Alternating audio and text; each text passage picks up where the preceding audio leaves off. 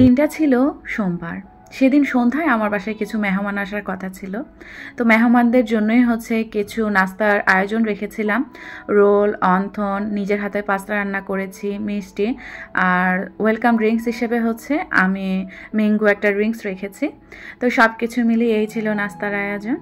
Hello everyone, আসসালামু আলাইকুম। Welcome back to my channel beauty blogger Subarna. আমি সুবর্ণা বলছি চট্টগ্রাম থেকে। যে যেখান থেকে বসে আমার আজকের ভিডিওটা দেখছেন না কেন, আমি আশা রাখছি আপনারা সকলে সুস্থ আছেন, ভালো আছেন এবং নিরাপদে আছেন। আমরা আলহামদুলিল্লাহ পরিবারের সকলেই ভালো আছি। আর যদি অসুস্থ থেকে আমার আজকের ভিডিওটা দেখে থাকেন, তো তাদের সকলের সুস্থতা কামনা করে আমার আজকের ভিডিওটা দেখার আমন্ত্রণ জানাচ্ছি। আশা রাখছি যে বরাবরের মতো আমার আজকের এই ভিডিওটাও আমার সকল প্রিয় আপু ভাইদের কাছে ভালো লাগতে পারে। মঙ্গলবার থেকে আবার ভিডিওটি স্টার্ট করেছিলাম সকালবেলা থেকে। বাচ্চাদেরকে খাইয়ে স্কুলে পাঠিয়ে দিয়েছি। নিজের আবার ভারী নাস্তা করতে ইচ্ছে করছিল না, ভাবলাম হালকা পাতলা কিছু নাস্তা করে নিই। তো দোকান থেকে কিছু স্ন্যাক্স নিয়ে এসেছি, সেগুলাই চায়ের সাথে খাবো। তো আমার যে শখের যে চুলাটা আছে, পোর্টেবল চুলাটা, এটা ফিটফাট করে দেন চাটা বসিয়ে দিলাম আমার শখের একটা কিউট কেটলিতে। চাটা হতে থাক, সেই সাথে কিছু কথা শেয়ার করি আপনাদের সাথে। প্রিভিয়াস ব্লগটাতে আমি লাইক নিয়ে কিছু কথা শেয়ার করেছি। আমার প্রিয় অপুরা সত্যি কথা বলতে এতটা পরিমাণ লাইক দিয়েছে আমার প্রিভিয়াস ব্লগটাতে এবং এতটা পরিমাণ ভালোবাসা দিয়েছে, আমি অনেক অনেক কৃতজ্ঞ। সত্যি কথা, আমার কথাটাকে আপনারা মিথ্যা প্রমাণিত করেছেন, এটার জন্য আমি আলহামদুলিল্লাহ আল্লাহ তাআলার কাছে লাখো কোটি শুকরিয়া। আসলে একটা কন্টেন্ট বানানোর পিছনে এত বেশি শ্রম দিতে হয় কি বলবো। যখন লাইক, সুন্দর সুন্দর কমেন্ট আর সাবস্ক্রাইবার বাড়ে, তারপর একটু ভিউ হয়, এত বেশি ভালো লাগে বোঝানোর মতো না। তবে লাইক, সাবস্ক্রাইব এগুলো কোনো ফ্যাক্টর না। আপনাদের সুন্দর একটা কমেন্ট, তারপর এই যে লাইকটা দেন, এটাতেই মন খুশি হয়ে যায়, আর কিছু আমার লাগবে না। তো কষ্ট করে আজকের ভিডিওটাতে একটু একটা লাইক দিয়ে যাবেন। আমার প্রিয় আপুরা আশা রাখছি যে সেই কাজটা করবেন, আমার বলা লাগবে না। কেন অনেক আপুরা খুব সুন্দর করে পজিটিভ কমেন্ট করেছেন যে আপু আপনার বলা লাগবে না, আমরা নিজেরাই দিয়ে দিই। আসলে আমার অনেক কিউট লক্ষ্মী প্রাণপ্রিয় আপুরা আছেন, তাদেরকে বলা লাগে না, তাদের আসলে এমনিতেই চলে আসে। মানুষের উপকার করলে কিন্তু অপকার হয় না, বরঞ্চ আপনারও উপকার হবে, সেরকম। তো আমার কিছু আপুরা আছেন বলা লাগে না, তারা অটোমেটিক ভিডিও শুরুতেই দিয়ে দেয়। সেই সকল আপুদের প্রতি সবসময় আমার প্রাণ ঢালা ভালোবাসা থাকবেই, এটা আমি সবসময় বলি। তো এইদিকে আমার চাটা বানানো কমপ্লিট হয়ে যাচ্ছে। তো আপনারা চাইলে কিন্তু আজকের ভিডিওটাতে একটা লাইক দিয়ে যাবেন। নতুন হয়ে থাকলে প্লিজ আমার চ্যানেলটা সাবস্ক্রাইব করে পাশে থাকা বেল বাটনে অল অপশনটা চাপ দিয়ে আমার চ্যানেলটার সঙ্গে হয়ে থাকতে পারেন। এতে করে কিন্তু আপনারই লাভ হবে। আমি যখনই নতুন কোনো ভিডিও আপলোড করব, বা আপনি যদি এই ধরনের ভিডিও পছন্দ করেন, তাহলে আপনি আমার চ্যানেলটা সাবস্ক্রাইব করে পাশে থেকে যেতে পারেন। আর যদি আপনি সবসময় আমাকে এই কাজগুলো করে উৎসাহ দিয়ে যাচ্ছেন প্রতিনিয়ত, তো তাদের কাছে অনেক অনেক কৃতজ্ঞতা আর ভালোবাসা জানাই মন থেকে। চাইলে ভিডিওর নিচে কমেন্ট বক্স আছে, সেখানে আপনার মূল্যবান মতামতটা জানিয়ে দেওয়ার চেষ্টা করতে পারেন। জানতে পারলে কিন্তু আমার কাছে অনেক অনেক বেশি ভালো লাগবে। অনেক তো রিকোয়েস্ট করা হলো, তাই না আপুরা? যদি কোনো ভুল ত্রুটি কিছু করে থাকি বা বলে থাকি, ক্ষমা সুন্দর দৃষ্টিতে দেখবেন। আমার প্রিয় আপুদের সাথে কথা বলতে বলতেই আমার চা বানানোটা কমপ্লিট হয়ে গিয়েছে। খুব মজা করে আয়েশি করে চাটা বানিয়েছি, খুব টেস্ট হয়েছে। এখানে একটা ওয়েফার নিয়ে এসেছি, আর একটা টুটি ফ্রুটি দেওয়া একটা কেক নিয়ে এসেছি। এই সিম্পল নাস্তা করে দেন আজকে অনেক কাজ করব ইচ্ছে আছে। দুপুরের আয়োজনে স্পেশাল কিছু আয়োজন রাখবো ইচ্ছে আছে আর কি। তো বাসায় একটা হাঁস নিয়ে আসা হয়েছিল। এইবারে আমি হাঁসের রেসিপি এখনও শেয়ার করিনি আপনাদের সাথে, তো ইনশাল্লাহ আজকের ব্লগে শেয়ার করব। শখ করে তো আসলে অনেক কিছু কিনেছি, তাই না? সেগুলো যদি ইউজ না করি তাহলে কি হয়? তো যাই হোক, সেগুলো তো আছে। আমি হাঁসটা মাঝখান দিয়ে পরিষ্কার করেছিলাম, এই জন্য আমি গোসল করে আবার কিচেনে ঢুকে গিয়েছি। তো পুরো ভিডিওটা জুড়ে থাকলে আসলে বুঝতে পারবেন অনেক কিছু শেয়ার করেছি আজকের ব্লগে। এছাড়া আমি আরএফএলে গিয়েছিলাম, তো স্মার্ট কিছু আইটেম কিনেছি আমার সংসারের জন্য বা কিচেনের জন্য, তো সেগুলো আপনাদের সাথে শেয়ার করব। যদি কারো কাছে খারাপ লেগে থাকে, আশা রাখছি যে ভালো লাগার দৃষ্টি দিয়ে দেখেন, আশা রাখছি ভালো লাগবে, খারাপ লাগবে না। শবে বরাত তো প্রায় চলে এসেছে, তাই না? তো শবে বরাত তো আমরা হালুয়া, তারপর নানান ধরনের মিষ্টান্ন আইটেম করে থাকি। আপনারা চাইলে কিন্তু এই সিজনে কিন্তু গাজরের দাম অনেকটা পরিমাণ কম, তো গাজর দিয়ে এরকম চাইলে হালুয়া, পায়েস সব কিছু করে ট্রাই করে দেখতে পারবেন বা পারেন। তো আমি আজকে গাজরের যে পায়েসটা আছে সেটা একটু করব। তো সেটার জন্য আমি সব কিছু এখানে রেডি করে নিয়েছি। গাজরটাকে আমি গ্রেটার দিয়ে গ্রেট করে নিয়েছি, সাথে কিছু গরম মশলা নিয়েছি, এছাড়াও কিশমিশ, বাদাম, তারপর হচ্ছে ঘি, ঘি ছাড়া তো চলবেই না, যেহেতু একটু শাহি গাজরের পায়েসটা আমি করব আজকে সেই জন্য। আর লিকুইড দুধ তো থাকবে, এছাড়া চিনি, নারকেল, তারপর হচ্ছে লবণ, আরও সব কিছু কী কী দিই সেগুলো না হয় আপনাদের সাথে এক এক করে ধাপে ধাপে শেয়ার করছি। আমি না একদিন খেয়েছিলাম, ফেসবুকে এত পরিমাণ রিলস দেখেছি, খুব লোভ লাগছিল। আর আমার হাজব্যান্ড এখন এত পরিমাণ গাজর আনে, গাজরের দাম কম তো সেই জন্য। তো একদিন আমি ট্রাই করেছিলাম, আমার এত মজা লেগেছে, তো ভাবলাম কেননা আপনাদের সাথেও একদিন একটু শেয়ার করব আমি। তো যেইভাবে সেই কাজ, তো আমি সব কিছু আগে থেকে রেডি করে নিয়েছিলাম। এরপর তো একটা হাঁড়ি বসিয়ে দিয়েছি চুলায়, হাঁড়ির মধ্যে পর্যাপ্ত পরিমাণ ঘি দিয়েছি। পর্যাপ্ত পরিমাণ বললেও ভুল হবে, অনেকটা পরিমাণ দিয়েছি আমি, আপনারা দেখলেই হয়তো বা বুঝে গিয়েছেন। ঘিটা মেল্ট হয়ে যাওয়ার পরে আমি বাদাম আর কিশমিশগুলো একটু তেলে উঠিয়ে রেখে দিয়েছি। তারপর মূলত গাজরগুলা দিয়ে দিয়েছি, আর হচ্ছে গরম মশলাগুলো দিয়ে দিয়েছি। একটু নাড়াচাড়া দিয়ে গাজরের যে একটা গন্ধ থাকে সেটা আমি একদম রিমুভ করে ফেলেছি বলতে পারেন। এরপর একে একে লবণ, আমি আবার মিষ্টি জিনিসে একটু লবণ পছন্দ করি, আপনারা যারা পছন্দ করেন না তারা স্কিপ করবেন। তো একে একে হচ্ছে চিনি, তারপর যে গরুর দুধটা আছে আমি পরিমাণ অনুযায়ী দিয়েছি, একদম ঘন করে নিয়েছিলাম আমি। তো গরুর দুধ দিয়ে দেন কিছুক্ষণ জাল দিয়েছি। জাল দেওয়ার পরে আমি হচ্ছে এই যে বাদামগুলো দিয়ে দিয়েছিলাম, ভেজে রাখা বাদাম, তারপর হচ্ছে কিছু গুঁড়া দুধ আমি উপর থেকে দিয়েছি, আর হচ্ছে ফ্রোজেন কিছু নারকেল কোড়া আমি দিয়ে দিয়েছি। আর নামানোর আগে হচ্ছে আর একটু ঘি দিয়ে আমি নামিয়ে নিয়েছি। দেখতেই পাচ্ছেন কি পরিমাণ কনসিস্টেন্সি আমি রেখেছি। আপনারা চাইলে আর কি একটু দুধ বেশি দিয়েও করতে পারেন, তবে আমারটা একদম পারফেক্ট হয়েছে। আমি এভাবেই খেতে পছন্দ করি, বেশি ঘনও না আবার বেশি পাতলাও না, মিডিয়াম আর কি। এই গাজরের যে পায়েসটা আছে, যে একবার খেয়েছে সে বারবারই খেয়েছে, আর যারা এখনও খাননি প্লিজ মাস্ট ট্রাই করবেন, এত বেশি মজা হয়। কেউ চাইলে গাজরের পায়েসটা না বানিয়ে গাজরের হালুয়াটাও করতে পারেন, অনেক বেশি ভালো লাগে। শবে বরাত স্পেশাল এই গাজরের পায়েসটা কেমন লেগেছে আপনারা চাইলে কমেন্ট করে জানাবেন। আপনাদের সুন্দর কমেন্টগুলো পড়ার পর আমার কাছে অনেক অনেক বেশি ভালো লাগে, আর আপনাদের সাথে শেয়ার করতে পেরেও কিন্তু আমার কাছে অনেক বেশি ভালো লাগছে।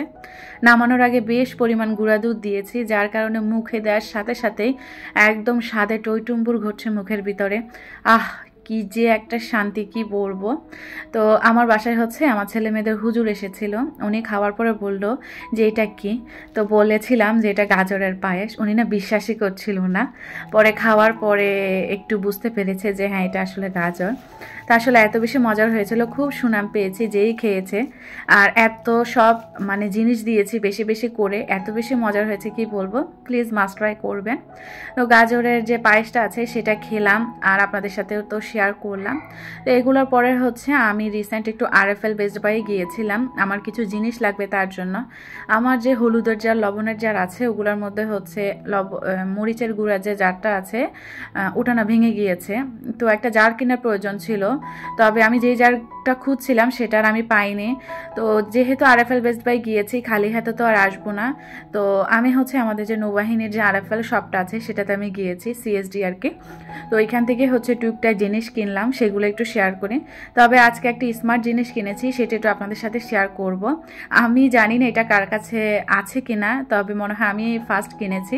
কারো কাছে থাকলে একটু কমেন্ট করে আমাকে জানাবেন। এই যে এই জিনিসটা আর কি, একটা হচ্ছে ব্রাশ কিনেছি। আমার যে সিঙ্কের যে নিচের যে বেসিনটা আছে আর কি, বড় একদম, ওটা না পরিষ্কার করার জন্য কোনো ব্রাশ ছিল না, নষ্ট হয়ে গিয়েছে।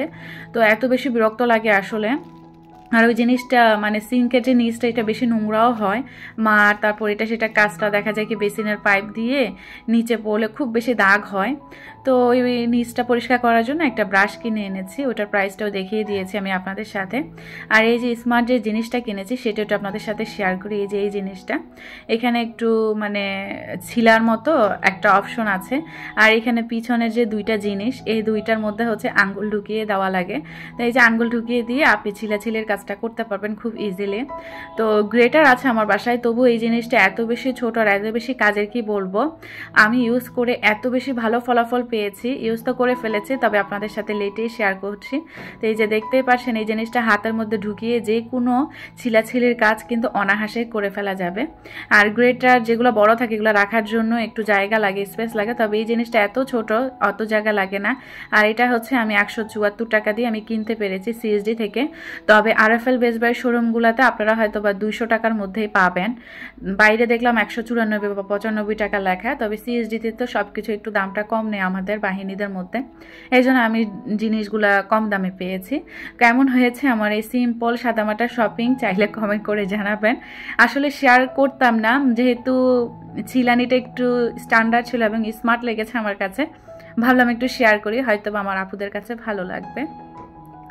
এখানে হচ্ছে সকালে যখন আমি বাবুদারকে স্কুলে দিতে গিয়েছিলাম তখন আসার সময় এক খাচ্ছি টমেটো নিয়ে এসেছি। টমেটোগুলো এত বেশি সুন্দর ছিল কি বলবো, লোভ সামলাতে পারিনি, তো একদম কিনে নিয়ে এসেছি আর ঝুড়ি ভরে আপনাদের সাথে শেয়ার করলাম। এভাবেই থাকবে এগুলা, এখান থেকে নিয়ে নিয়ে ইউজ করব। আর এখানে হচ্ছে একটা হাঁস, তো দেখতেই পাচ্ছেন এটা হচ্ছে একটা চীনা হাঁস, আর এত বুড়া হাঁস এনেছে কি বলবো, এটা নাকি 2000 টাকা করে পড়েছে। আমি তো অবাক হয়ে গেলাম যে 2000 টাকা দিয়ে হাঁস খাওয়ার কোনো প্রয়োজন আছে? তুমি তো 500-600 টাকা দিয়ে একটা ছোট মোটো হাঁস পেয়ে যেতা, একবেলায় রান্না করলে আমাদের একদিন পুরা যেত। তো সে কি আর শুনে, বড় একটা হাঁস নিয়ে এসেছে, এটা কাটতে গিয়ে আমার কোমর হাত সব কিছু ব্যথা, কি বলবো। তো আজকে একদম সুন্দর করে ক্লিন টিন করে যতটুকু পরিমাণ রান্না করার ততটুকু আমি রেডি করে রাখলাম। রান্নার আগে আমি সব সময় চেষ্টা করি সব কিছু আগে থেকে রেডি করে রাখার। আজকে হচ্ছে খিচুড়ি রান্না করব আর হাঁসের গোশত রান্না করব আলু দিয়ে ঝোল ঝোল করে। খিচুড়ি রান্না করার জন্য সব কিছু রেডি করে রাখলাম। এখানে গাজর, বরবটি, তারপর আলু, রসুন, আদা, পেঁয়াজ, গরম মশলা, চাল আর ডাল একসাথে আমি হচ্ছে ক্লিন করে স্টেনারে পানি ঝরতে দিলাম। হাঁসগুলাকেও কেটে সুন্দর করে ধুয়ে আমি একটা মাটির বাটিতে রেখে দিয়েছি। একটু আলু দিব, শুধু শুধু গোশ খেতে আমার ভালো লাগে না, একটু আলু দিলে মেখে খাওয়া যায়। তো এখানে হচ্ছে আমি খিচুড়িটা বসিয়ে দিচ্ছি। আমি একটা হাঁড়ি বসিয়ে দিয়েছি, চুলার মধ্যে তেল দিলাম, তারপর পেঁয়াজ কুচি, গরম মশলা, লবণ দিলাম সতে হয়ে যাওয়ার জন্য, এরপর রসুন বাটা, আদা বাটা এগুলো দিয়ে দিলাম। নাড়াচাড়া দিয়ে একে একে বরবটি কুচি, গাজর কুচি, আলু কুচি এগুলো দিয়ে দিলাম। এরপর বলতে পারেন হালকা হলুদের গুঁড়া, হালকা মরিচের গুঁড়া, ধনিয়ার গুঁড়া আর জিরার গুঁড়া এগুলো দিয়ে দিলাম। খিচুড়ি রান্নাতে যদি ধনিয়ার গুঁড়া, জিরার গুঁড়াটা একটু পরিমাণ অনুযায়ী দেওয়া যায় তাহলে কিন্তু খুব বেশি ভালো লাগে খেতে। মেইন মশলা কিন্তু এগুলো আমি মনে করি খিচুড়ির জন্য। আমি আবার হলুদের গুঁড়া আর মরিচের গুঁড়াটা একটু কম দিই, বেশি দিই না, এভাবে আমি খেয়ে থাকি।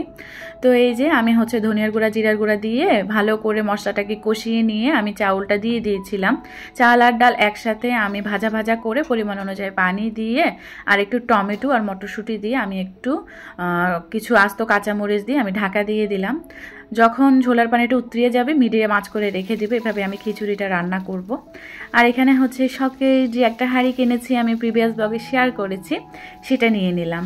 ওটার মধ্যে আজকে আমি হাঁসটা রান্না করব। বলতে পারে নতুন হাঁড়িতে শীতের নতুন একটা জিনিস আমি রান্না করছি। এই জিনিসগুলো কেনার পর আমার এত বেশি শান্তি লাগে, কখন ইউজ করব, খুব বেশি ভালো লাগে আসলে ইউজ করতে গেলেও। হাঁড়িটা তো বসিয়ে দিলাম, আর ছড়ানো হাঁড়ি হওয়াতে এত বেশি ভালো লেগেছে রান্না করতে, একদম আরামায়েশ আমি রান্না করতে পেরেছি।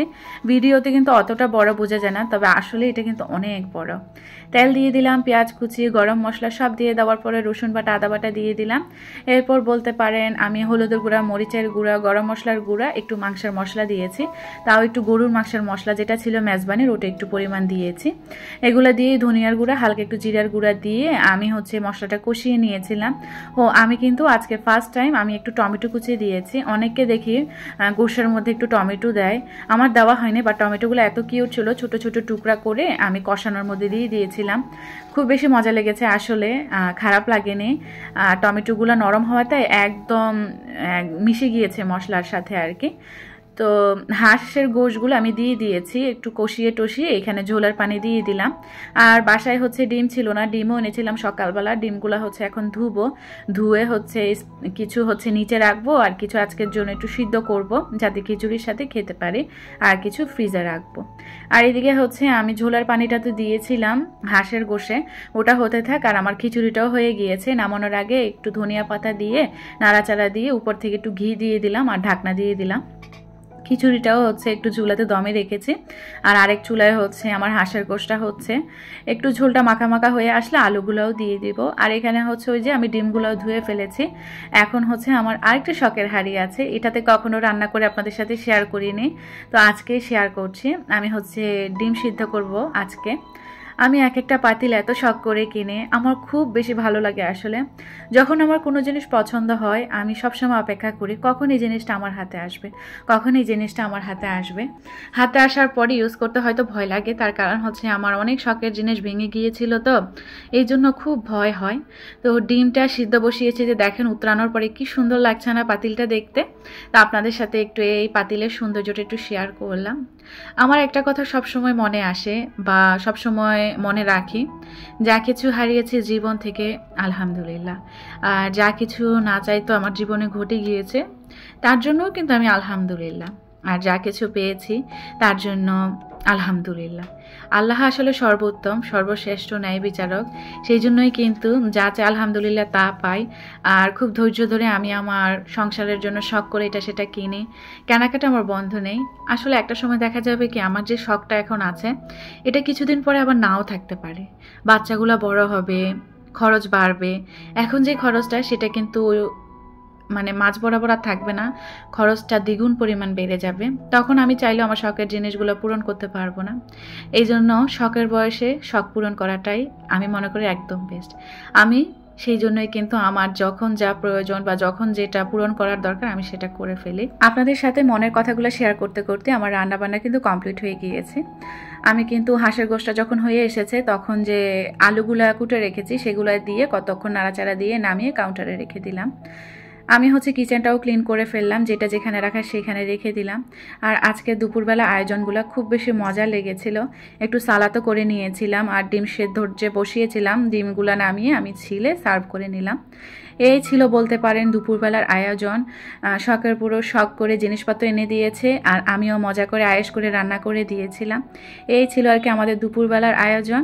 খেতে খেতে বিদায় নিব। সবাই ভালো থাকবেন, সুস্থ থাকবেন, আমাদের জন্য দোয়া রাখবেন। আল্লাহ হাফেজ, আসসালামু আলাইকুম।